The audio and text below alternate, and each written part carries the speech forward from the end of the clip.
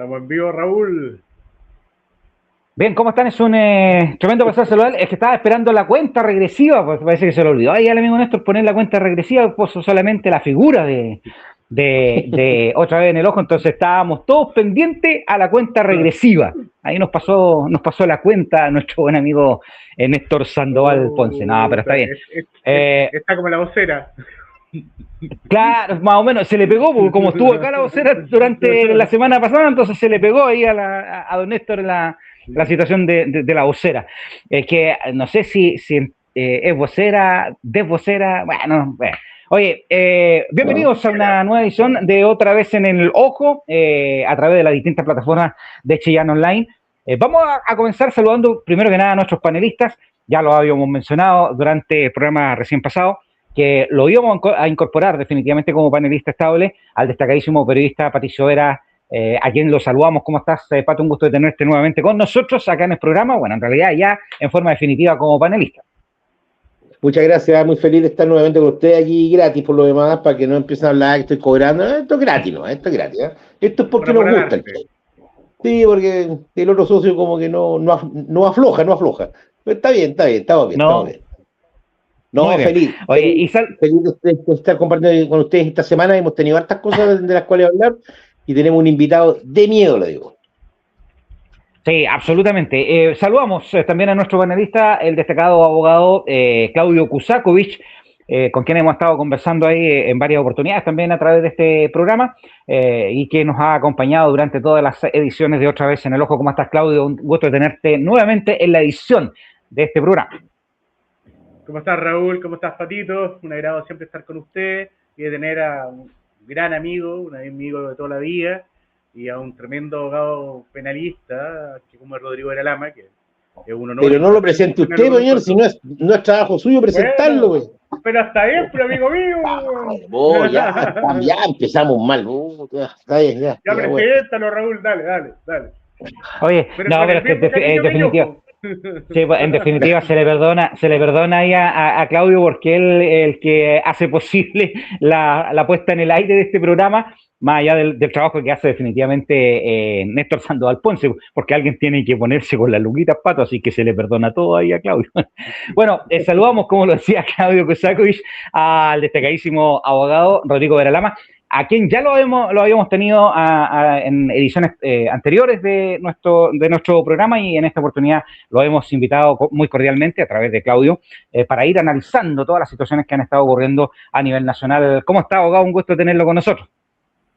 Muy buenas tardes a todos, Raúl, a Pato, a Claudio, así que un honor poder compartir con ustedes. Hablamos a veces ahí con Pato, en la interna, digamos, por WhatsApp o con Claudio, pero siempre poder estar todos reunidos acá es un tremendo, un lujo, más que un honor, esa es la verdad. Muy bien, vamos a... No, para eso estamos, ¿no? Vamos a comenzar comentando con situaciones que han estado ocurriendo a nivel nacional, y que acá nos va a realizar un tremendo aporte el abogado Rodrigo Veralama, porque vamos a comenzar comentando lo que está sucediendo en el ámbito educacional.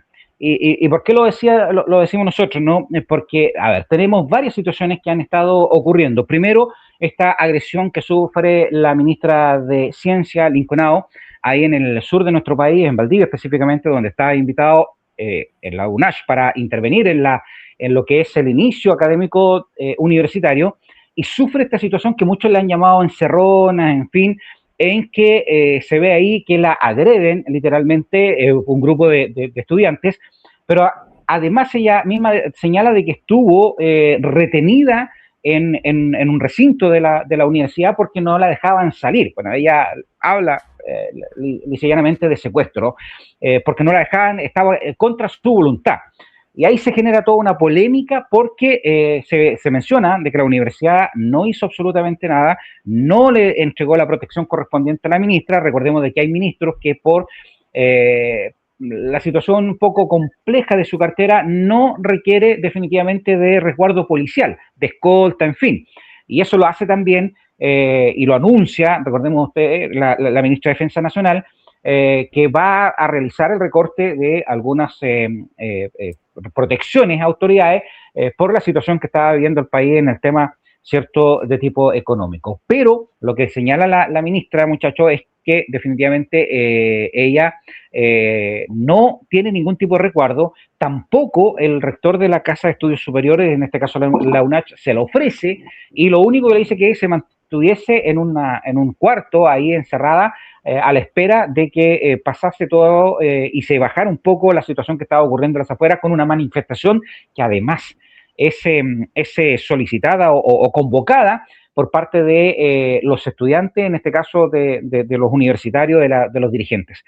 Y aquí quiero hacerle la pregunta definitivamente al abogado Rodrigo Vera Lama, como penalista. ¿Qué responsabilidad tiene en este aspecto la universidad? ¿Qué responsabilidad le recae definitivamente al rector y qué responsabilidad le recae definitivamente a los que convocaron a esta manifestación? Penalmente estamos hablando, ¿no? Claro, sí.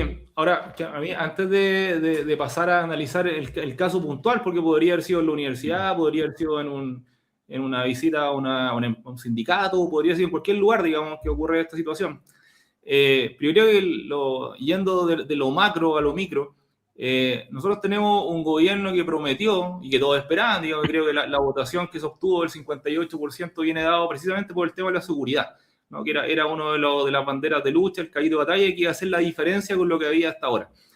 Y acá uno normalmente escucha y ve a las autoridades que se quedan con la cuestión, con el caso puntual, con la ley, con la norma, que hay que aumentar las penas, y nadie habla de algo que es lo esencial, que es la legitimación social del uso de la fuerza, que es un concepto que nadie lo menciona, nadie lo ha desarrollado, y que en realidad para poder ir adelante y remar en el mismo sentido, ¿no?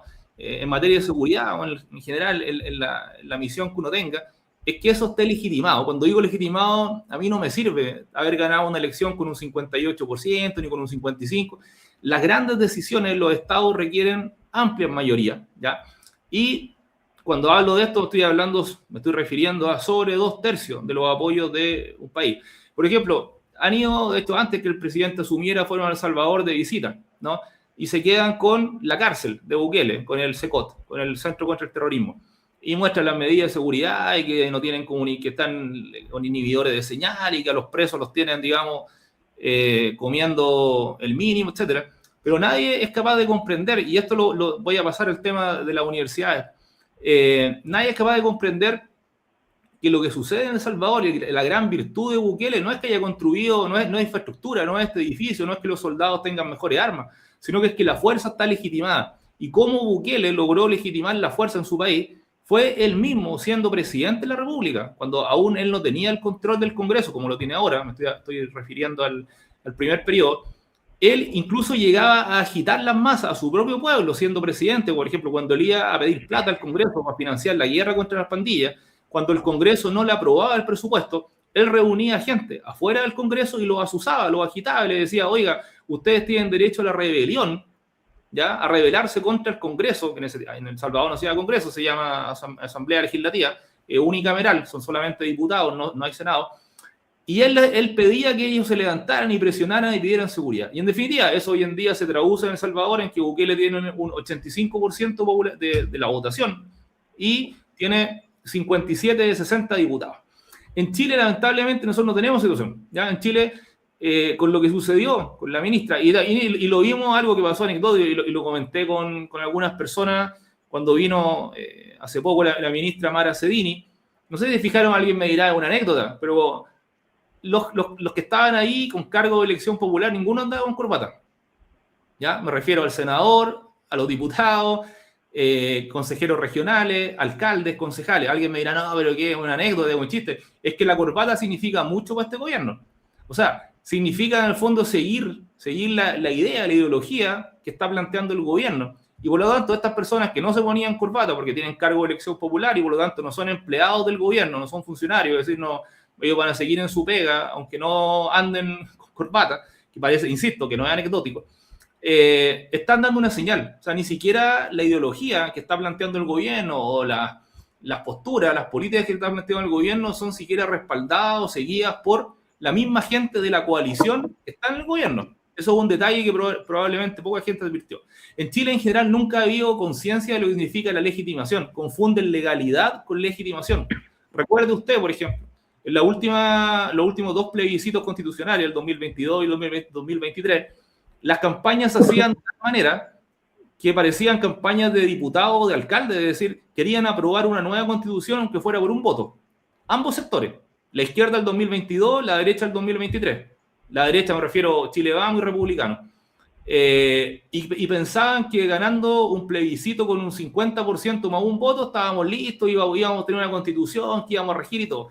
Y eso es lo que pasa en materia de seguridad. Cuando usted no tiene una legitimidad social del uso de la fuerza, es decir, una conciencia mayoritaria de la ciudadanía, ocurren situaciones como esta, donde se pueden dar el lujo los estudiantes, el rector de la universidad, que de hecho es un activista de izquierda, él era funcionario del gobierno de Michelle Bachelet, ese señor es un trabajador social, que después hizo un posgrado, etcétera, y está en ese cargo. En no mantener las medidas, se produce un relajo también el organismo de seguridad del Estado, porque aquí no hay que quedarse solamente en lo que pasa después de que a la ministra la agreden. ¿Qué es lo que pasó antes? Carabineros tiene secciones de inteligencia policial, Cipolcar. Investigaciones tiene brigada de inteligencia policial en Valdivia. Está la ANI en Santiago. Existe hoy en día un Ministerio de Seguridad Pública. Nadie fue capaz de prever, de anticipar el escenario de conflictividad político-social que iba a suceder en la Universidad Austral. Ese es un punto, ¿no? No hay que quedar solamente con lo que pasa después, sino con inteligencia, con lo que pasa antes. Y luego, cuando esto sucede, ¿cuántos días han pasado y hay 0 detenidos? O sea, unos cabros chicos, porque son cabros chicos, son veinteañeros, digamos, cabros de 19, 20 años, están absolutamente identificados. No hay ninguna duda de quiénes son, están hasta los videos, po. Aquí no estamos hablando de grupos entrenados, paramilitares, que había sido un atentado del Frente Patriótico Manuel Rodríguez en los años 80. No, son cabros nomás, son cabros estudiantes o simpatizantes de la causa, lo que sea, y tienen de cabeza, y hasta el día de hoy no hay un detenido. Bueno, ¿por qué razón tenemos este escenario? Porque si lamentablemente en Chile ocurriera, como lamentablemente no está legitimada el uso de la fuerza, entonces no podemos dar el lujo de actuar con desidia. Eso es lo que sucede. El trasfondo de toda esta situación pasa por ahí. Entonces, cuando hay desidia, pasan estas cosas. Aquí se instaló un discurso de nada, de gobierno de emergencia, eso era como una anécdota, como una chacota. ¿En qué se traduce ese eslogan, esa frase? Nada, pues si fuera realmente una emergencia, no tendríamos... ¿Cuántos días han pasado? 5 días desde que casi linchan a una ministra. Y 0 resultados, 0 detenidos. Entonces, lamentablemente, lo que está sucediendo con este gobierno en el tema de seguridad, ni siquiera estoy hablando de otros temas como economía, sino que en seguridad, es que están funcionando exactamente con la misma lógica que un gobierno progresista, ¿ya? Y por eso que se van a seguir dando el lujo, estos cabros, estos peluzones, de hacer manifestaciones en las calles, más al día de mañana no hacer los estudiantes en una universidad, van a ser un grupo de trabajadores, pueden ser pescadores, pueden ser gente de un sindicato, pueden ser obreros de una empresa, pueden ser los mineros, da lo mismo, si este fue el tema puntual. Pero esto se va a seguir replicando. ¿Y cuál va a ser la reacción del Estado? Igual que la que hemos visto ahora. ¿Y por qué el Estado reacciona así? Bueno, porque las autoridades se sienten con la tranquilidad, con la comodidad, de la indiferencia, de la desidia, de la abulia, de la apatía del pueblo chileno que no ejerce mayor presión, que es indiferente, que no se inquieta con esto. ¿Acaso vimos, por ejemplo, en Valdivia, qué sé yo, alguien que saliera a manifestarse, a protestar a un grupo porque habían agredido a una ministra? No, y por esa razón es que no ha habido ninguna reacción enérgica del Estado, que es lo mismo que pasó con los carabineros que hace ya 2 años mataron y quemaron en Cañete. ¿Cuál fue la reacción del Estado? No mandaron lo que hubiese pasado, por ejemplo, en El Salvador. Imaginen en El Salvador que hubiesen matado a 3 policías y los queman, como pasó en Cañete. Bukele moviliza una división completa, es decir, 2.000 hombres. En Chile se reaccionó igual que si hubiese sido un crimen pasional en Santiago. Mandan al perito, al policía, al fiscal, va buscando la huella, el ADN, para llevarle a un juicio.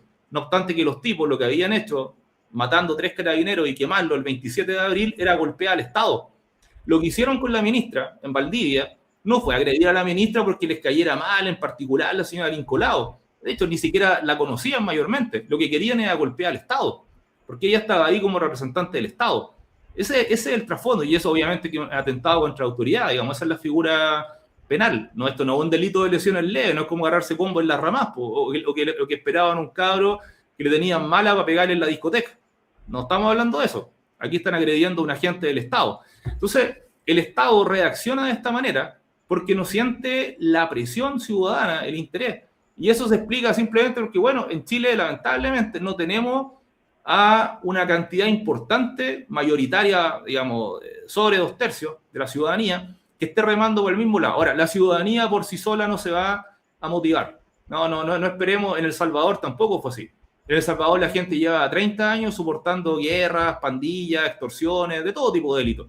¿Y qué es lo que pasó? Que apareció un político llamado Bukele, y su mérito ¿en qué estuvo? En agitar, en movilizar a la gente, que la gente lograra tomar conciencia y que la gente, el pueblo, legitimara el uso de la fuerza. En Chile, yo no veo ninguna autoridad política, ninguna, ni siquiera los que están ahora, que supuestamente son los de derecha, que ellos estén agitando, movilizando, logrando que la gente, que la ciudadanía tome conciencia y sea la gente la que pida, la que demande de manera enérgica el uso de la fuerza. Por eso que esta situación lamentablemente va a seguir sucediendo.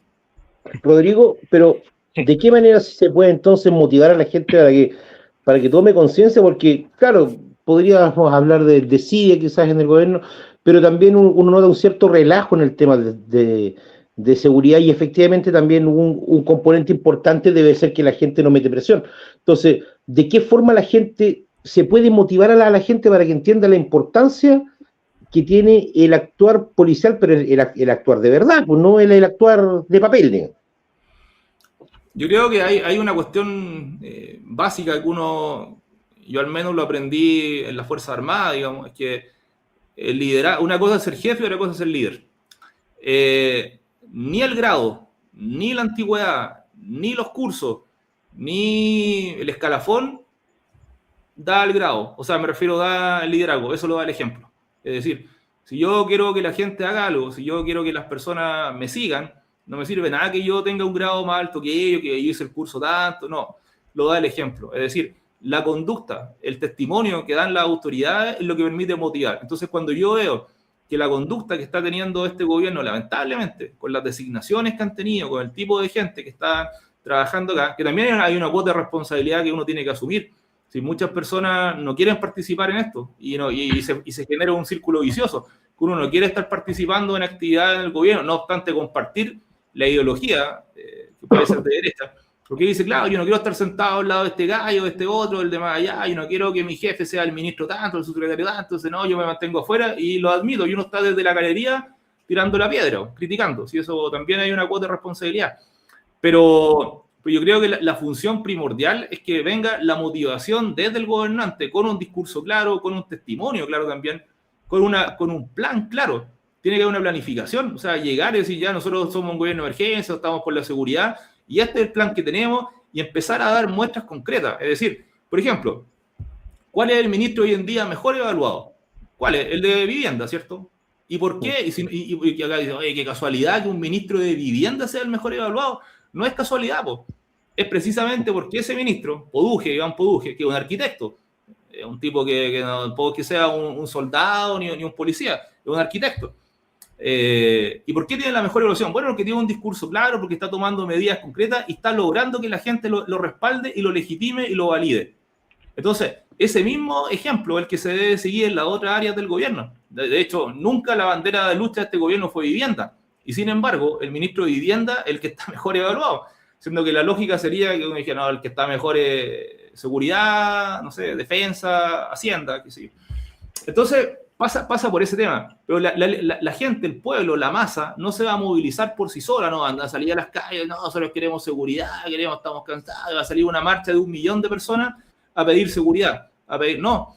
Esta cuestión tiene que venir de arriba, que la autoridad, el político, porque la gente la información la tiene, si la prensa ha hecho su trabajo, está bien, digamos, la gente sabe lo que está pasando en Chile, pero tiene que ser la autoridad política el que logre, que es lo que pasó en El Salvador, movilizar a la gente para que sea la gente la que en el fondo llegue a un punto en que realmente muestre su aflicción, su enojo, su rabia, su desesperación, y sea capaz de pedir, ¿no? Y que legitime y que valide sus esfuerzos. Oye, por ejemplo, en Valdivia, ¿qué es lo que habría hecho una autoridad para realmente elegir? Oye, pescaron a la ministra, le tiraron agua, le tiraron unas patadas, la agarraron, no sé, todo tipo de agresiones.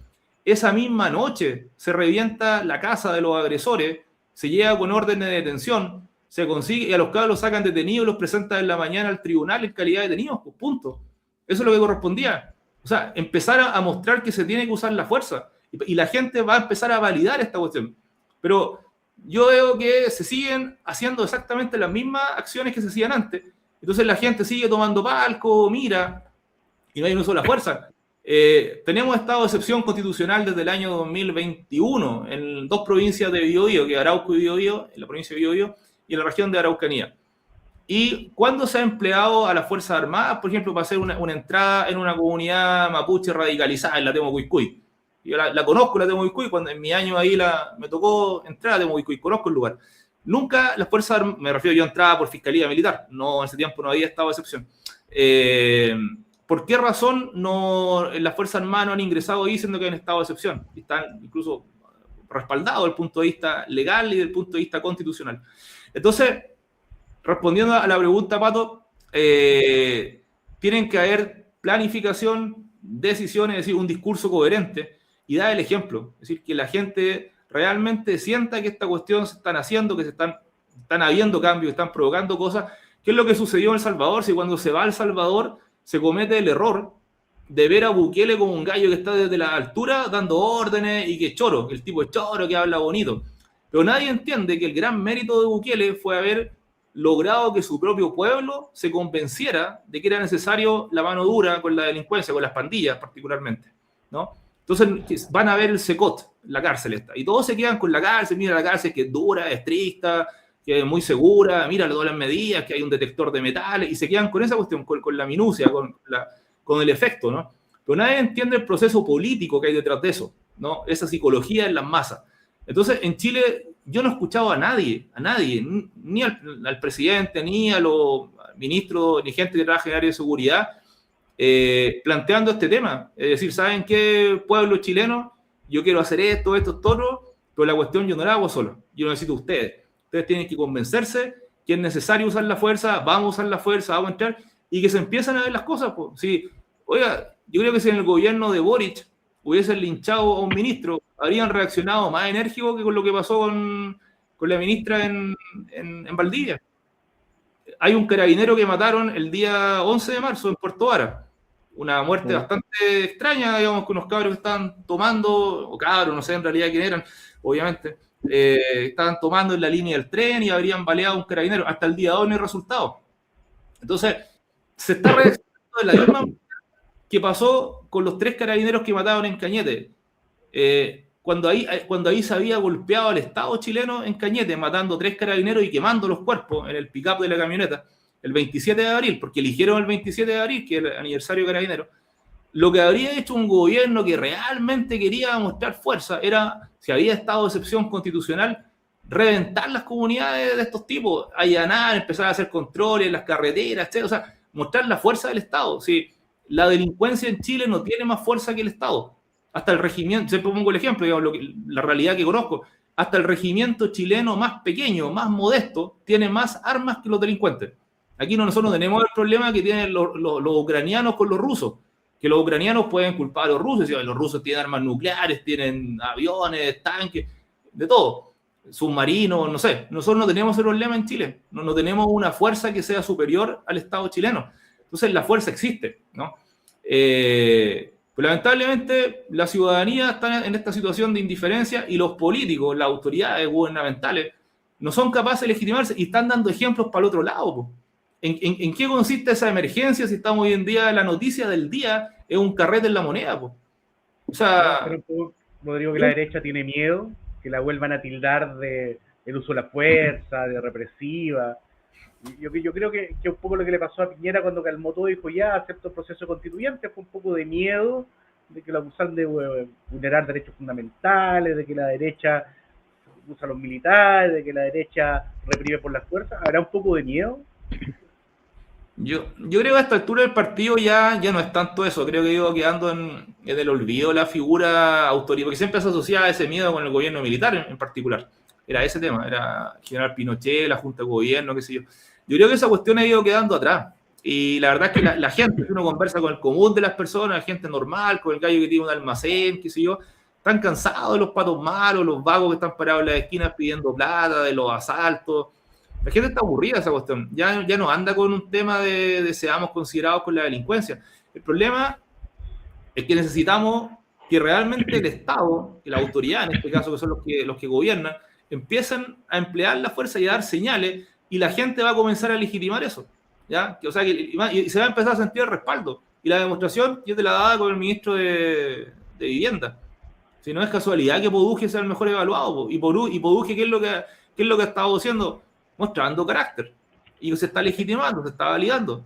Ese es el punto, lo que pasa en Chile. Entonces, es que ahí, Rodrigo, que tiene mucho sentido lo que estáis diciendo, porque aquí hay un problema de relato en esta cuestión. Yo creo que pocos ministros han tenido más exposición mediática que la que ha tenido el Maracedini, que la que ha tenido Quirós también en Hacienda, y que haya tenido la ministra también de Seguridad Pública. Y son casualmente de los peor evaluados. Po. Y Poduje, que no ha tenido la misma exposición mediática, salvo por cosas, digamos, puntuales, es efectivamente el que está mejor evaluado. Ahora, claro, aquí hay un problema de relato y efectivamente hay que ser mucho más claro en la forma en que se están comunicando las cosas que el gobierno desea hacer. Espero yo que en la cadena nacional que va a ser el día miércoles, entiende el presidente, espero que seamos un poco más claros en eso, que aquí hay fallas comunicacionales severas en este gobierno, por cierto. El problema es que esa reforma, digamos, que quiere, en el fondo se traduce en cambios legislativos, si eso es, este plan de reconstrucción nacional es un cambio legislativo y no hay mayoría en el Congreso. ¿Qué es el problema? Bukele tuvo ese problema exactamente en El Salvador, lo tuvo. O sea, cuando Bukele tuvo el primer periodo, él no tenía mayoría en la Asamblea Legislativa. Y Kast tampoco la tiene. No tiene, de hecho está en el Senado, están medio empatados, en la Cámara de Diputados están ahí con bastante bisagra con el Partido de la Gente, qué sé yo. Entonces, ¿y cómo Bukele logró revertir esta cuestión? ¿No? Y Bukele no es de derecha, por si acaso, porque muchas personas creen que es de derecha. Bukele, al contrario, era del FMLN, que era un partido de izquierda, y después renunció, digamos. Bukele nunca ha sido un gallo de derecha. Nunca ha tenido... Cuando fue alcalde, él no era de un partido de derecha en El Salvador. ¿Cómo logró cambiar esto? ¿Cómo logró llegar al punto de tener 57 diputados de 60 en El Salvador? Entonces, ese problema se va a plantear hoy en día con esto. Nuevamente, ¿por qué el Congreso Nacional? ¿Por qué los políticos? ¿Por qué el diputado, el senador se da el lujo de votar en un determinado sentido? Por ejemplo, en su época, cuando estaba la ley de las usurpaciones, las tomas. ¿Por qué habían diputados que se dan el lujo de decir, no, yo estoy en contra de esta ley, porque no, si igual está bien tomarse una casa, si usted tiene 2 casas, está bien que le tomen una, pues si total no la está usando, si tampoco es tan malo que se tomen la casa. Bueno, ¿por qué ese diputado no siente la presión ciudadana? Sabe que el día de mañana igual van a votar por él o van a reelegir. Por eso se dan el lujo de actuar así. ¿Por qué un fiscal o un juez se da el lujo de dejar libre al delincuente? ¿Por qué no se han fijado, pero en El Salvador, que es un Estado de derecho, democrático, con separación de poderes, pero no son noticias ni los jueces ni los fiscales? Son noticias el Poder Ejecutivo, el gobierno, la policía y la Fuerza Armada.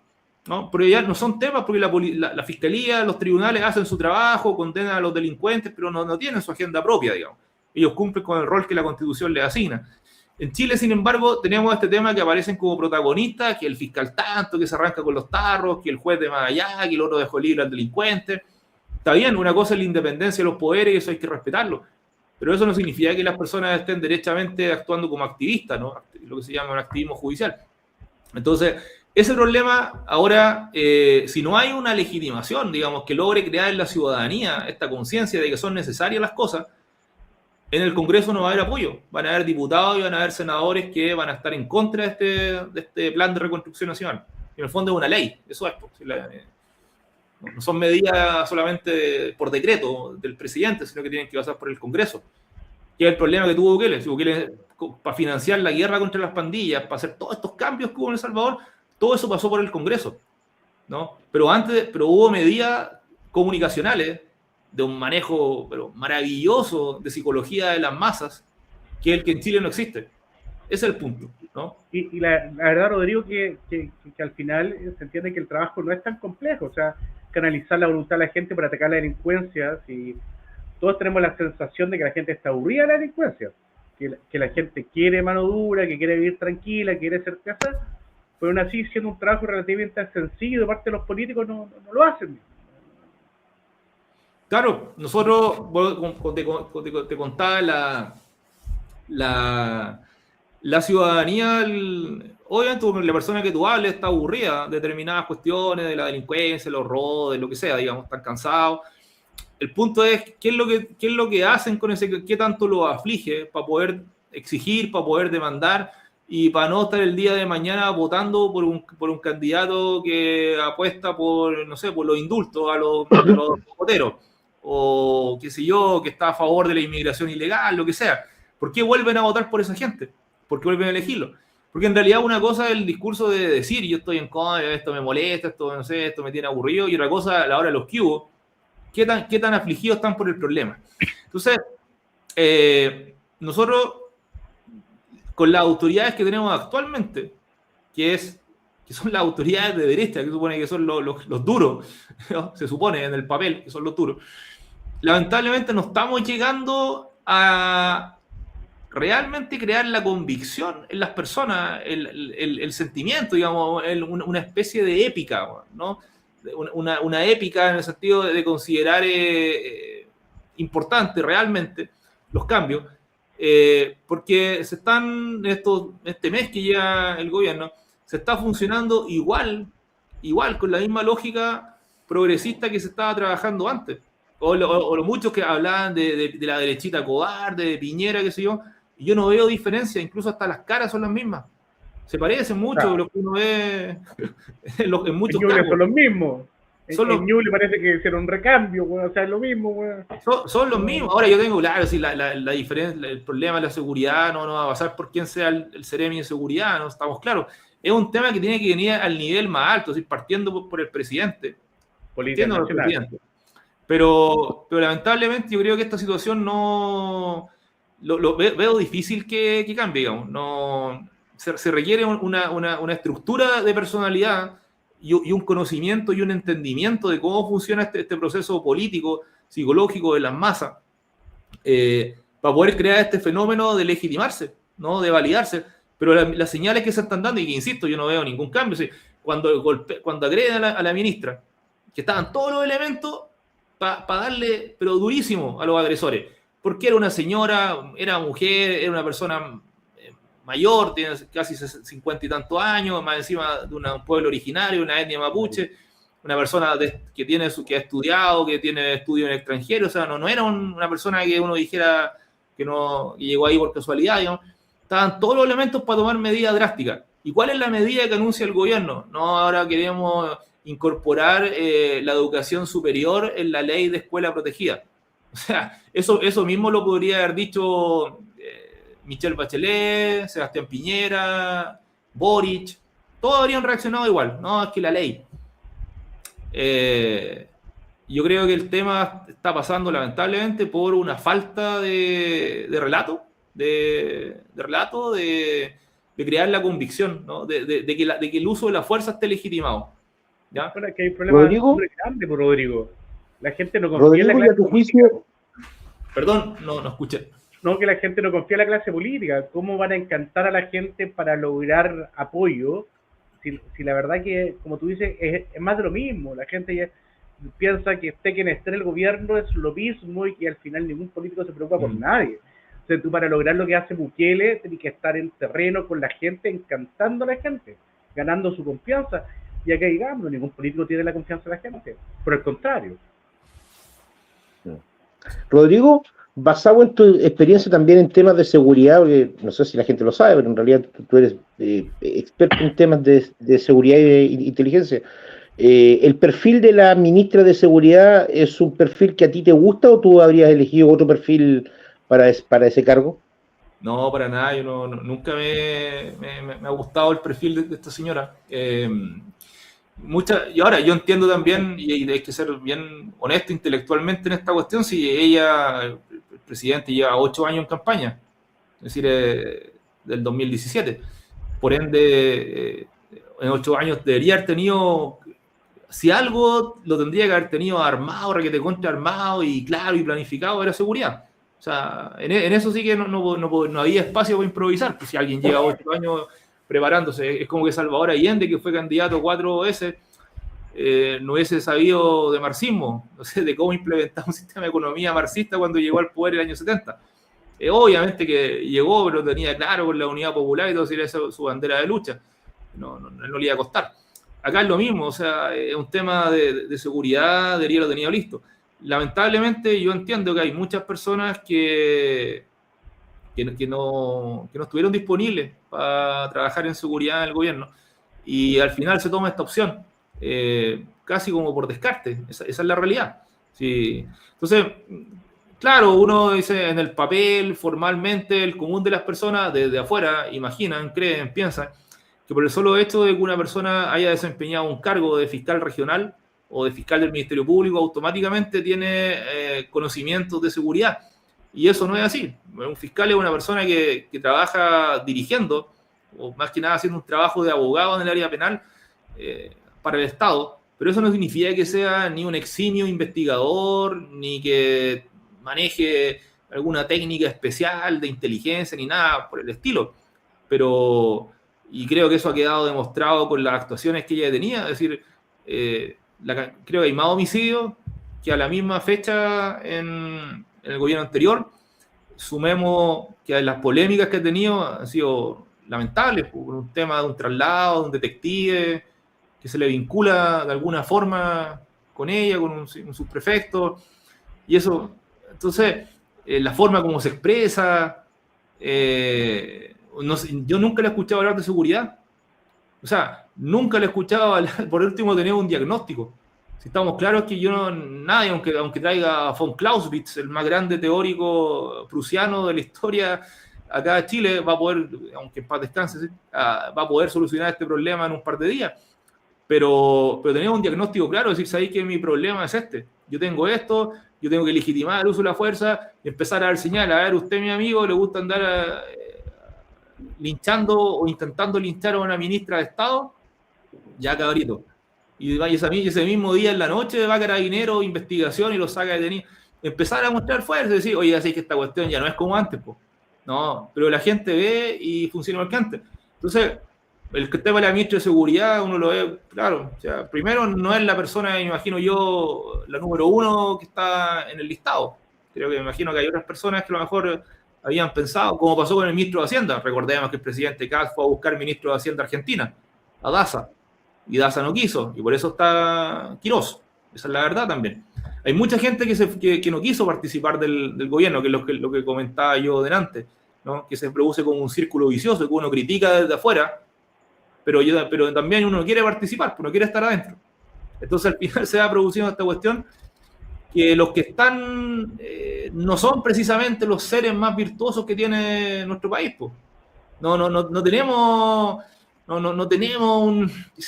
el ministro de Defensa que tuvo Chile en la Guerra del Pacífico, un Rafael Sotomayor, que era un genio que organizó la campaña del desierto, la logística, y se preocupaba de que las fuerzas chilenas tuvieran agua, no sé. No, lamentablemente hoy en día no tenemos a un Rafael Sotomayor para estar trabajando en el Estado. Probablemente tenemos ¿Sabes personas... lo que pasa?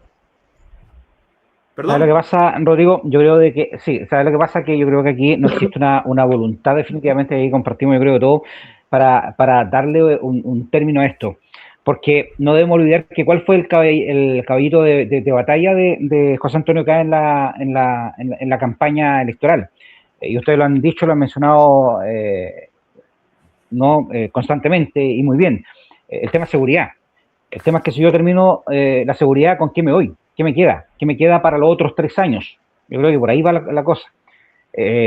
¿Cómo yo sigo o qué pomada sigo vendiendo? Hay que decirlo así con toda su letra. ¿Qué pomada, si mi caballero de batalla fue siempre el tema, ¿cierto?, de seguridad, y si lo termino de cuajo, de raíz en este momento, ¿con qué me enfrento a la comunidad para 3 años más? A mí me da la impresión que esto pasa lo mismo que sucede con la gente de izquierda, que no se saca definitivamente el tema del año 73, ¿no? Porque su caballito de batalla, ¿cuál ha sido siempre? Ese, ¿no? Lo que pasó en el 73, los detenidos desaparecidos y todo eso. Entonces no avanza. Y lo que me da la impresión a mí que este gobierno está en las mismas circunstancias y en la misma situación. Aparte de que compartimos ahí con muchos comentarios que nos están llegando, a mí me da la impresión que les quedó grande el poncho, así de simple, ¿no? Y no saben qué hacer, no saben cómo tratar de solucionar este problema. Además de la tremenda falta comunicacional y mala comunicación que tiene este gobierno, con una ministra que no sabe comunicar, que comunica mal, con ministros que son poco creíbles, ustedes mismos ya lo señalaron. Ahí tenemos el caso de Quiroz, que nosotros lo comentamos en el programa recién pasado, ¿no? En que Quiroz, tú no le puedes creer a un ministro de Hacienda las medidas que se están tomando, o que definitivamente las arcas del gobierno están para la escoba, cuando tuvo mucho tiempo literalmente cagándose a la gente por el tema de la colusión. Y tienes una ministra de Seguridad que parte siendo cuestionada por la situación que ocurrió con el tema de la PDI. Entonces, no existe una voluntad. Yo creo, a mi juicio muy personal, que no existe, aparte de que le quedó grande el poncho inicialmente a este gobierno, no existe una voluntad como para poder poner ahí una mano dura en cuanto al tema de seguridad, porque vuelvo a insistir, se me acaba el caballito de batalla. ¿Qué sigo después? ¿Con qué sigo? Claro, tengo la reconstrucción, que ahí lo está haciendo muy bien el ministro Poduje, pero yo creo que me da la impresión que se están reteniendo un poco o sujetando un poco las riendas para decir, oye, vámonos de a poco en el tema de seguridad, porque era nuestro caballito y tenemos que alargarlo durante nuestro periodo presidencial. Porque el gran caballo de batalla de este gobierno que asume fue precisamente el tema de seguridad. Isabel, lo que pasa es que el problema con la seguridad es que esta cuestión se les puede descontrolar aún más, ¿no? ¿Qué es lo que pasó? Y se le va a descontrolar. ¿Qué es lo que pasó a Araucanía? A mí me tocó conocer a Araucanía cuando todavía estos tipos trabajaban, operaban los grupos con boleadoras, con ondas, por ahí de repente aparecía una escopeta, ya hasta ahí llegaban. Estoy hablando del primer atentado, que fue el 1 de diciembre del año 97. Y llegamos a un punto en que ya se han empleado explosivos, armamento automático, han ejecutado carabineros, lo han quemado, llegamos escalando, y esto obviamente va a seguir. Entonces el problema que hay con la seguridad es que esta cuestión, si no se aborda de forma temprana, esto es como una bola de nieve, ¿ya? Es decir, si es que no lo llegan y lo pescan y lo frenan, y esta cuestión no puede ser un frenado lento, ¿ya? Es decir, Bukele en El Salvador no empezó con las pandillas de a poquito, decir, mira, vamos a rehabilitarlos, los vamos a mandar a una capacitación, les vamos a borrar los tatuajes. No, salió a cazar a estos tipos, ¿no? Lamentablemente, cuando ya tenemos el problema en tal punto, es que si no se para, en seco, digamos, no gradualmente, el problema va a seguir. Y lamentablemente la situación que tenemos nosotros hoy en día en Chile va en una curva ascendente. Entonces van a poder de repente decir, no, mira, bajaron en un 0,5% los robos en bien nacional de uso público, o sea, los robos de un auto, una cuestión así. Pero los problemas macro, es decir, se va a reactivar el tema en la conflictividad, el tema mapuche, en Araucanía. ¿Qué van a hacer ahí? ¿Qué van a hacer, por ejemplo, con el tema de las zanjas, cuando se den cuenta que esa cuestión no va a funcionar? De hecho, vieron la noticia, andaban unos gallos con una retroexcavadora echándole tierra a las zanjas, pues. Tapándolas, claro. Andaban tapando.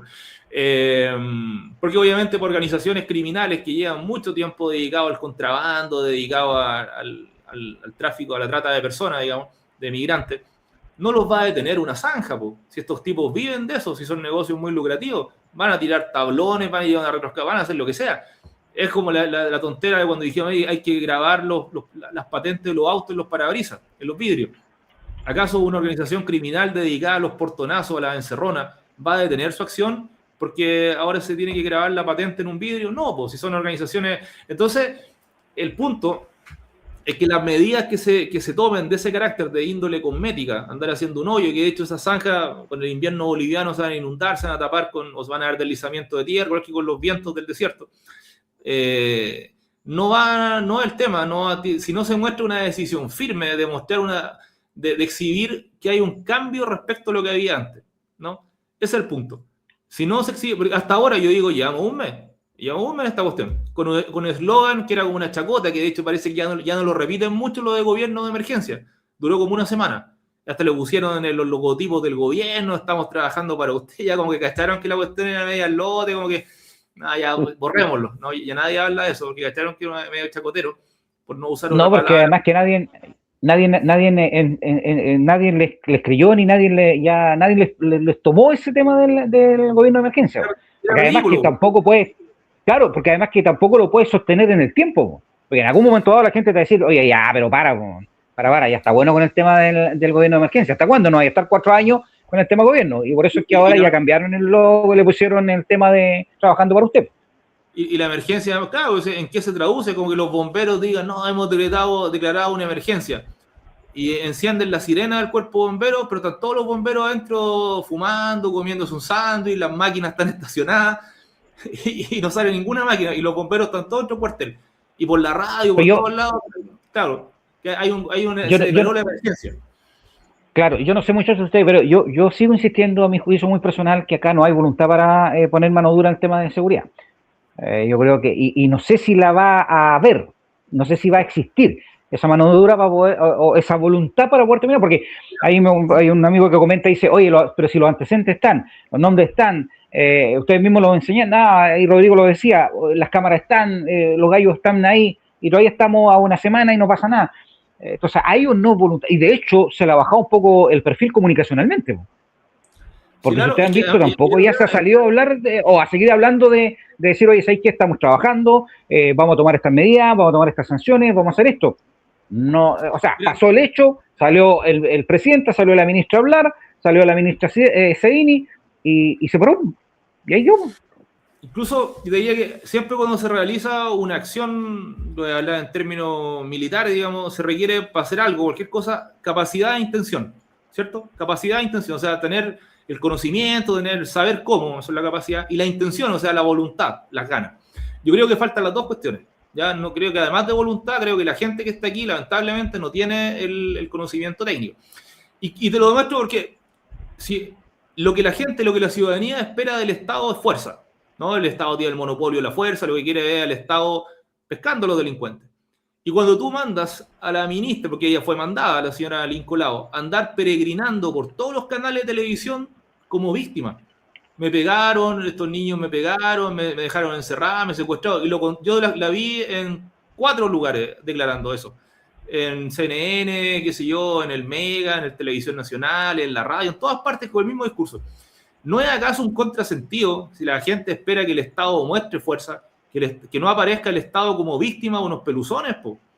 Ese es el punto, es como que entren a robar a no sé, a un regimiento, a una comisaría y aparezcan los del ejército, los carabineros, después llorando, así llegaron y me cogotearon. La gente diría, pero no, si lo que yo esperaba es que usted le disparara al delincuente o que lo tomara detenido, que lo redujera. Aquí sucede lo mismo. No puede andar una ministra que, más allá de que sea mujer, etcétera, pero que es una representante del Estado, que ande contando un discurso como víctima de unos peluzones, pues. O sea, aquí lo que debería hacer, más allá de dar un breve relato de esta situación, es que el mismo día, en la noche, estos cabros han sido detenidos y puestos a disposición del tribunal. Sí, entonces es un tema de voluntad, sin duda, pero también es un tema de capacidad. O sea, son las dos cosas. Que un poco la sensación de que cualquiera puede hacer lo que quiera, Rodrigo, porque al final ni siquiera era un grupo, tú decías, organizado, como no era un grupo paramilitar, no, eran un par de pendejos haciendo una travesura, eran un par de cabros chicos. Entonces, como tú decís, no era muy difícil haber tomado medidas y haberlo encontrado.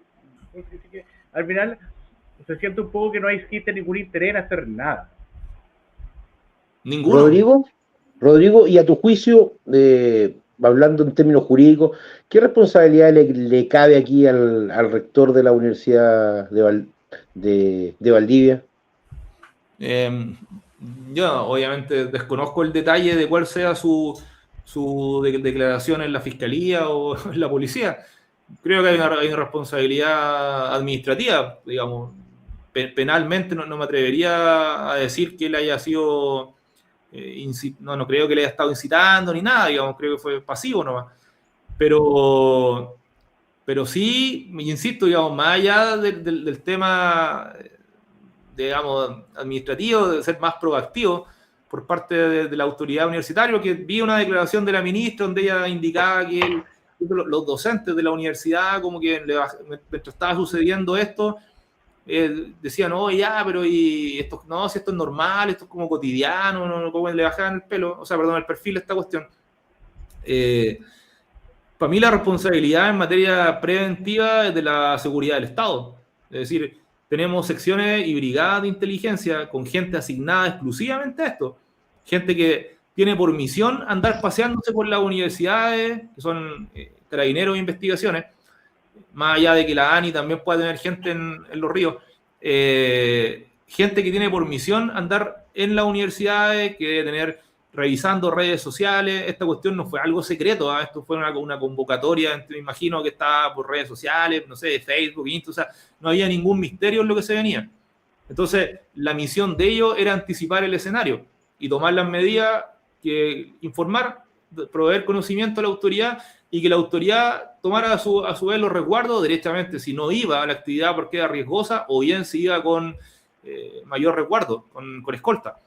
Porque no es normal que un ministro de Ciencia ande con escoltas, y eso también es cierto, digamos. Normalmente no está dentro del procedimiento operativo normal, dentro del PON, porque no es una persona que tenga un puesto sensible, como es, por ejemplo, un ministro de Interior, de Seguridad, de Defensa, canciller, que sí tienen que tener, porque obviamente son un activo importante para un grupo en cuanto a la información que ellos tienen. Es decir, si logran secuestrar a un ministro de Seguridad, a un ministro de Defensa, se puede obtener de ello información que es relevante para la seguridad del Estado, a diferencia de un ministro de Ciencia. Por eso que nunca ha sido considerado un activo relevante a proteger desde el punto de vista de seguridad. En situación normal estoy hablando, situación normal, no esto, digamos. Entonces, la responsabilidad primaria para mí es de seguridad, digamos, inteligencia, ¿no? De la Carabineros e investigaciones. Esto era previsible, sin duda. Sin duda que estos cabros chicos se podía prever lo que estaban organizando. Era evidente que la estaban esperando, esto no fue improvisado. Sí, ese es el punto. Entonces, el rector de la universidad, más allá que un activista reconocido de izquierda, que era un funcionario de la izquierda, del gobierno de Bachelet, fue intendente, si mal no recuerdo. Sí, intendente. Y que obviamente se han viralizado algunos videos donde él tiene una posición política bastante marcada en contra del gobierno. Pero yo no creo que él haya estado hasta ahora, con los antecedentes que hay, él derechamente agitando, incitando a que suceda esto, ¿no? Sí, claro, hay una cuestión de pasividad nomás, pero ahí también hay que ver las normas internas. No olvidemos que la Universidad Austral no es una universidad estatal, por ejemplo, como es la Universidad del Biobío, como es la de Talca, como es la Chile, como es la de Santiago. ¿Eso qué significa? Que ellos no están sujetos al control que puede hacer, por ejemplo, a través de un sumario administrativo, no sé, la Contraloría, ¿ya? Porque la Universidad Austral es como la Universidad de Concepción. O sea, es una universidad tradicional, pero es privada. Ese es el punto. Pertenece a una organización privada. Entonces también hay otra limitación a la responsabilidad. Sí. Rodrigo, yo quiero aquí aportarte algo que nos mencionan unas personas que nos están viendo, ¿no? Nos dicen, hoy enfrentamos un tipo de delincuencia más violenta y organizada, y el Estado ha reaccionado más lento de lo que la situación exige. ¿Ustedes están de acuerdo con eso? Sí, sí, claro. No, es evidente. Las estructuras estatales siempre funcionan, obviamente, el delito es primero, ¿eh? Esto es normalmente, como los delitos informáticos, lo que sea, siempre el hacker es primero al parche de seguridad, ¿no? Ahora, el punto es, ¿qué reacción tenemos? ¿No? O sea, si una cosa es reaccionar lento... Hasta ahora ninguna. Es el punto, ninguna. Hasta ahora ninguna. Ese es el tema, ¿qué reacción tenemos? Sí, está bien reaccionar, ¿no? Muchas veces uno dice, el delito llegó primero. Sí, pero nosotros vamos a ir y le vamos a pegar el doble. Ese es el punto. Yo creo que tenemos yo creo, Rodrigo, muchachos, que hay una reacción de pasividad. Claro, si podemos llamarle reacción a eso. Una no reacción. Claro. ¿Cómo reaccionó? No reaccionó. No, sí. No reaccionó, sí, es la verdad. Las autoridades van a empezar a bailar cuando otras autoridades, otros poderes del Estado, incluso Congreso, Poder Judicial, qué sé yo, a actuar también con mayor firmeza en la medida que sientan que hay un respaldo, hay una presión ciudadana. Ahora, muchachos, yo no sé hasta cuándo va a estar esta pasividad del gobierno, porque la gente y los propios votantes de José Antonio Kast ya se están cansando. Hoy día sale una encuesta en que tiene el 36% de aprobación y va a la baja. Yo creo que nunca un gobierno había tenido tan baja aprobación en tan corto plazo, o ha tenido una caída tan fuerte en tan corto plazo. Entonces yo creo que la gente se está cansando y no sé cuánto tiempo más van a esperar, incluso los votantes más duros de José Antonio Kast, a que cumpla los compromisos adquiridos en campaña, sobre todo en el tema de seguridad. ¿Qué es tu, Pato, sobre ese tema? Que me parece interesante porque en realidad había un elemento que nadie consideraba, que era el desastre financiero que se iba a encontrar adentro. Y de hecho lo habíamos conversado anteriormente, que los salientes ministros, digamos, del gobierno anterior tampoco entregaron toda la información, y yo creo que mucho de eso se fue sabiendo ahora adentro. Yo, conversando con algunos seremis actuales en la región, también me dicen que se han encontrado con escenarios dentro que no era lo que esperaban, incluso para llegar con su equipo directo de confianza, que no han podido llegar, porque en realidad quedaron algunas personas amarradas de forma tal que no es fácil, por ejemplo, que llegue, por ejemplo, un Ceremi X, y hay casos, por ejemplo, voy a citar uno, Salud, por ejemplo, que no puede llegar todavía con jefe de gabinete, y es una cuestión esencial, y que no puede tenerlo porque sencillamente la figura de jefe de gabinete se anuló, no existe en la Ceremi. Entonces, tienen que reabrirla. Y lo otro que están esperando también es que Santiago les dé la instrucción de empezar a liberar algunos cargos, y es algo que lo tienen que hacer. El tema es que, como quedaron amarrados de forma tal, hay muchos cargos que son de confianza y que están bloqueados, si se quiere usar ese término. No pueden hacer nada todavía. Muchachos, la pregunta va para los tres. Se cumplió un mes definitivamente de que asume el gobierno de José Antonio Kast. ¿Cómo evalúan ustedes definitivamente este primer mes del gobierno republicano? Que decirlo honestamente, si José Antonio Kast es republicano, aunque haya renunciado, pero hoy día estamos hablando del gobierno más de que derecha, del gobierno de los republicanos. ¿Cómo evalúan ustedes este primer mes?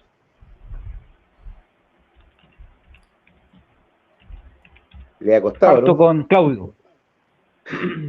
A mí parece que han habido muchos desaciertos en el gobierno, partiendo con el tema de la benzina, que no lo supieron manejar, no supieron comunicar, que tampoco supieron realizar o tomar las medidas pertinentes para que no se obstaculizaran todas las calles, que hubieron colas tremendas. Los nombramientos no han sido los mejores, la vocera no se comunica ni con ella misma, digamos, no se habla bien ni al espejo. Y a nivel regional creo que ha sido muy pobre los nombramientos. O sea, no me esperaba que se repitiera gente que a mi entender no tiene las capacidades suficientes, mucha gente que ni siquiera es de derecha, que era gente de izquierda, que están simplemente por llenar el bolsillo. De verdad que creo que esperaba más de Kast, y esperaba que fuera más riguroso los nombramientos, que fuera gente más capaz, que pudiera encantar gente que no quiere participar, porque mucha gente no quiere participar, como dice Rodrigo, porque siente que el nivel intelectual de la gente que se nombra es muy bajo. No sé, yo esperaba más. Pato. Yo creo que un mes es poco tiempo para evaluar un gobierno aún.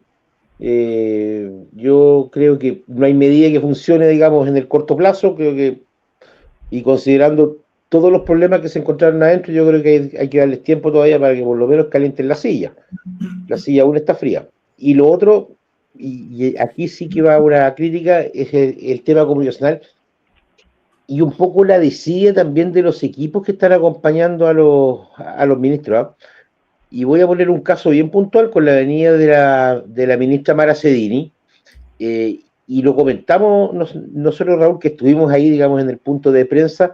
Me llamó la atención la poca prolijidad de los equipos directos de la ministra. O sea, no la gente que ponía el audio, qué sé yo, que se encargaron de hacer eso muy bien, pero en realidad otras veces nosotros estábamos acostumbrados a que llegaban ministros y los equipos comunicacionales se acercaban a nosotros, qué sé yo, y del gobierno de Piñera, de Boris, Bachelet, qué sé yo, para saber más o menos si íbamos a hacer alguna pregunta y para dónde iba la cosa, y entonces advertirle, digamos, al ministro que le podía preguntar esto o esto otro.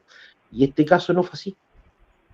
Y hablo del equipo directo de la ministra como del equipo de CGCOM, que tenía que haber estado también monitoreando la situación. O sea, había 2 periodistas de la radio Bio Bio, y no le llamó la atención a nadie que haya habido 2 periodistas ahí. Entonces, noto que hay un poco también de desprolijidad y supongo yo que con el tiempo los irán corrigiendo, pero esa desprolijidad también explica un poco, digamos, los desaciertos que ha tenido la ministra. Rodrigo. A mí, honestamente, no me ha sorprendido porque yo vengo viendo este proceso desde la segunda vuelta del 2021, la presidencial, cuando pasó segunda vuelta, la actitud que tuvo el presidente en ese tiempo candidato, después el año 2023, cuando estuvieron por el a favor de la nueva constitución, que era muy mala, digamos, pésima, incluso proponían esa constitución, un Estado social y democrático de derecho, una idea que nunca ha sido de la derecha. Y que estaban dispuestos a aprobar esa constitución aunque fuera por un voto. Eso a mí ya me permitía tener una idea que esta gente no entiende lo que es la legitimación social. Y si ahora más encima nos encontramos con un escenario donde, si bien es cierto, hay un presidente que fue electo con un 58%, pero hay un 42% de los chilenos dispuestos a votar por una candidata que por escrito, por principio, por papel, sigue y apoya a Marx, a Engels, a Lenin y a Recabarren, que eso está en los principios del Partido Comunista Chileno, que es una cantidad importante, son 5 millones de chilenos, es bastante complicado poder iniciar cambios cuando la realidad del país es decir, cuando por un lado hay un tema de falta de voluntad, hay un tema de falta de capacidad, y más encima tengo esta cantidad de agua en la piscina, que tengo una masa importante, es decir, un 42% de los chilenos que no tienen ningún inconveniente en decir, ya, bueno, habrá que votar por una candidata que por escrito adscribe a Marx y a Lenin, pues eso es, pues. Entonces, y veo la actitud que ha tenido este gobierno ya de principio, con la gente que empezó a designar en los cargos, y lo sumo con toda esta que yo había visto del año, el último proceso constituyente, el 2023, y era más o menos lo que yo podía esperar, y lamentablemente creo que no va a cambiar esta situación. No me imagino cómo podría cambiar. ¿Cómo va a ser un trasplante de carácter? ¿Un trasplante de temperamento? ¿Un trasplante de...?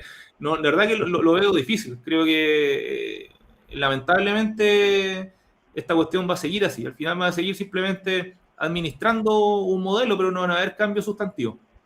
Y eso que la izquierda hasta ahora no ha hecho nada. Ojo, esto han sido caídas solo. La izquierda yo creo que ni siquiera se ha organizado todavía. Y la izquierda, si hay algo que sabe hacer en el mundo, es agitar, revolucionar, es parte de su esencia, digamos. La izquierda alcanza el poder por vía de revolución, está en sus manuales. El único país en el mundo donde la izquierda llegó al poder por vía democrática fue en Chile, el año 70. Pero en todos los países del mundo, el que ustedes piensan, ha sido mediante la revolución.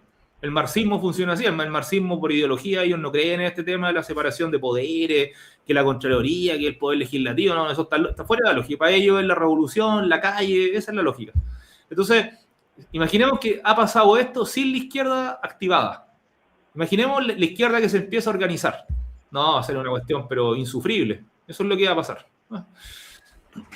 Oye, nos han llegado muchos comentarios, la verdad, las cosas. Por ejemplo, acá tenemos uno de Anita María que nos dice: un mes es muy corto plazo para analizar un gobierno. Las políticas públicas toman meses o años en mostrar resultados. En un mes solo se pueden ver intenciones o anuncios, no efectos concretos. Y hay otras personas más que comentan sobre los mismos que estamos mencionando nosotros. Así que... hay algunos que están de acuerdo con lo que compartimos y otros que no, pero le mandamos a todos un gran saludo, y la idea es precisamente de este programa es que también vayan comentándonos. Por ejemplo, Connie nos pone acá de algunos de los temas que hemos abordado. No se trata de comprar, pero hay precedentes para hacer la comparación que propone el invitado, me imagino, de uno de los temas. Lo importante es que también nos vayan en los comentarios mencionando a qué temas se van refiriendo. Aquí, como hablamos muchos temas de repente, entonces sería bueno que nos vayan comentando a qué tema ellos se están refiriendo. No sé, porque acá habla, por ejemplo, Connie de una compra. Juan Ignacio nos dice: han metido muchas armas clandestinas en estos años y a los regimientos les cortaron hasta el número de municiones, a no confiarse. Así que son los temas que nos han ido planteando muchas de las personas que han estado conectadas, y de lo que hemos estado señalando con el tema de la seguridad. También nos recuerdan acá de que el gobierno de Boric vivió una situación compleja con respecto a la ministra que fue recibida a balazos, ¿se acuerdan ustedes? Ahí también en el sur, y también lo que... Claro, lo que pasó también con la ministra Vallejo, a quien le tiraron un café hirviendo, creo que fue ahí en Talca, por ahí, ¿no? Que también pasó lo mismo. Entonces, situaciones complejas, gobiernos los han vivido. ¿Para qué decir lo que le pasó a Sebastián Piñera? Y también nos comentaban a nosotros ese tipo de situaciones, ¿no? De lo que le pasó, por ejemplo, al gobierno encabezado por el expresidente Gabriel Boric. Hay situaciones que se manejan bien, otras mal. Creemos nosotros que, en juicio muy personal, ¿no? Se ha generado se generó en la masa votante una tremenda expectativa de cómo fue planteada la campaña definitivamente de José Antonio Kast.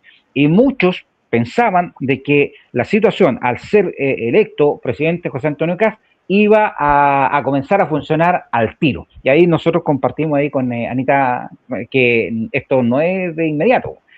Si recién lleva un mes el gobierno, en fin, y puede ser para un proceso un poquito más largo.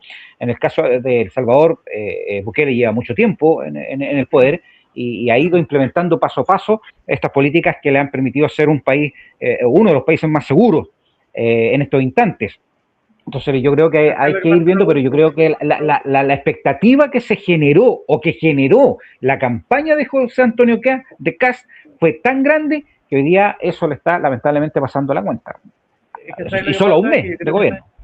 Que es un poco lo que dijo Rodrigo. Se siente más de lo mismo. Se siente que no hay ningún cambio real. Puede ser muy poco un mes, pero si hay voluntad de hacer cambios reales, se hubiera notado.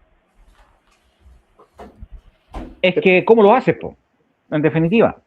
Porque tienen ministros que están cuestionados. Bueno, mover el timón rápido desde el día 1, al tiro. Y había acciones que se podían haber implementado. Voy a poner un ejemplo muy local. Recordarás tú, Raúl, cuando fuimos al segundo día que había asumido el delegado y te fijaste los cambios de oficina que habían adentro, ¿no? Rapidito. Tiene que ser así, sí, tiene que ser rápido. Se hicieron rápido. Mostrar cambios, mostrar que están en dinámica, ¿sabes? Que se están moviendo.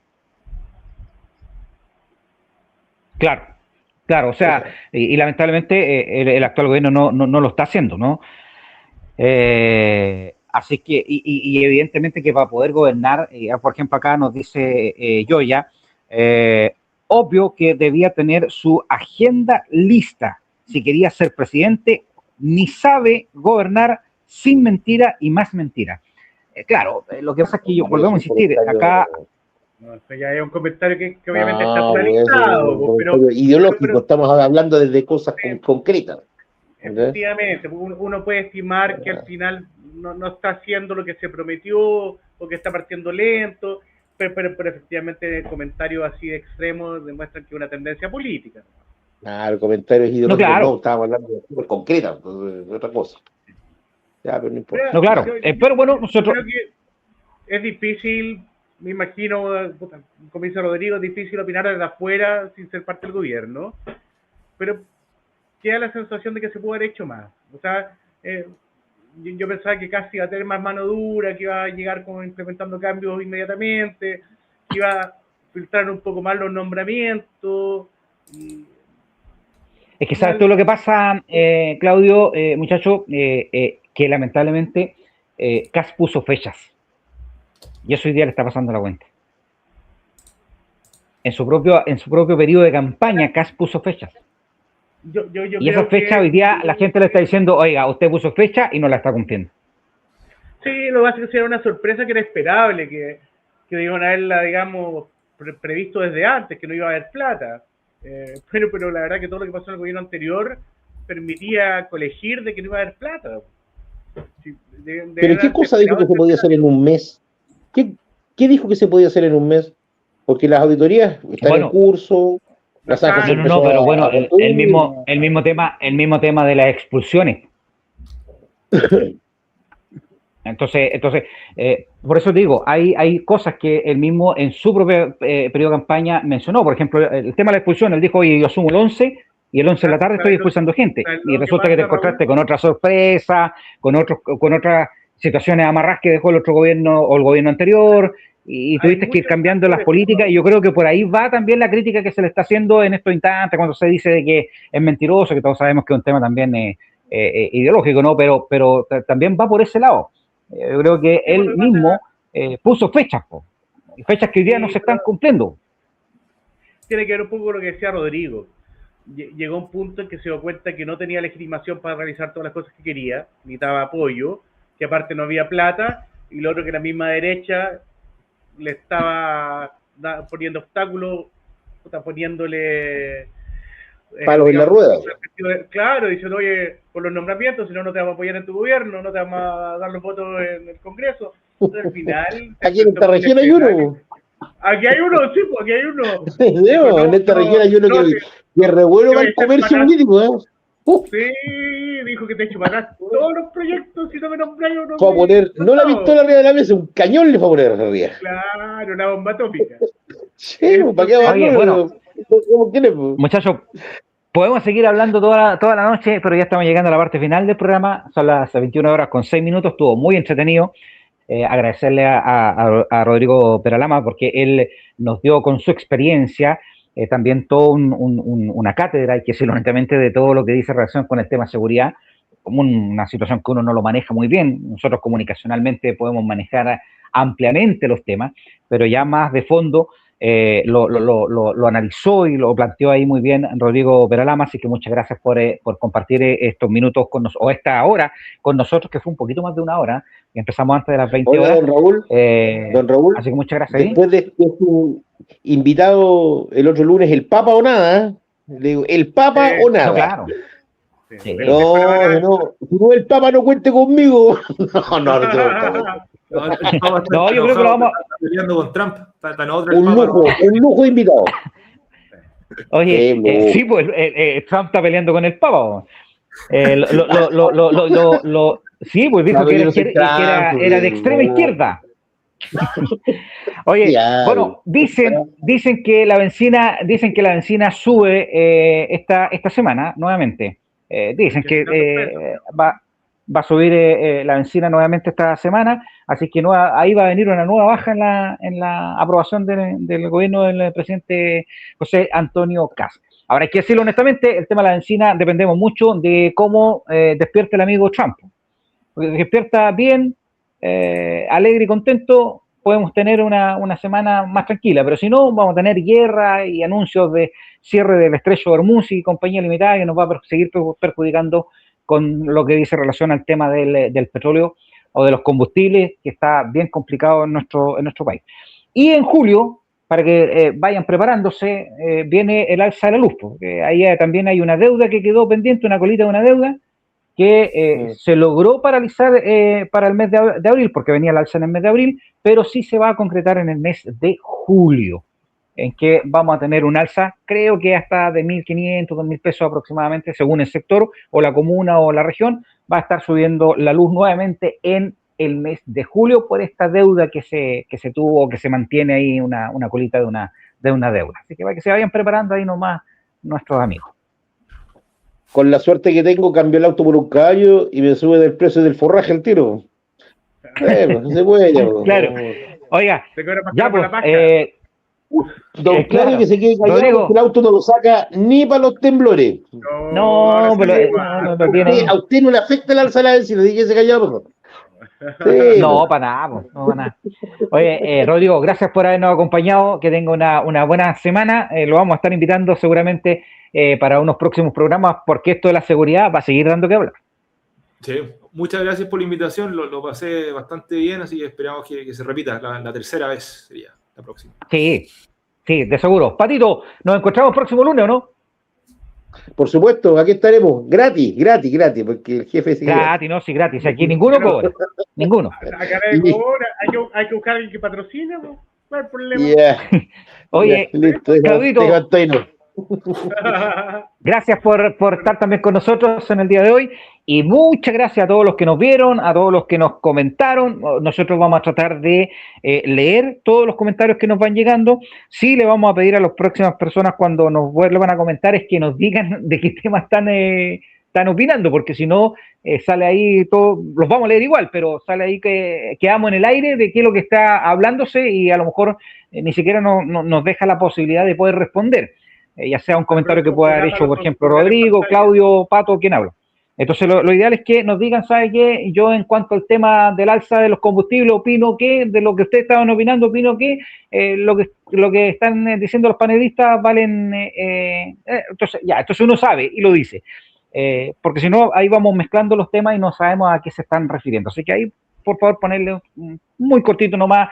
Con respecto al tema de los combustibles, yo opino esto. Con respecto al tema de que el abogado vale, me refiero a Claudio Kusakowicz, opino esto. Entonces ahí nosotros vamos a ir definitivamente sabiendo a qué tema se están refiriendo. Ya, nos vamos, nos reencontramos el próximo lunes a partir de las 20 horas. Gracias por todo, muchachos, que tengan buenas noches y una buena semana. Chao, chao, que estén bien. Chao, chao, estén bien. Chao, chao.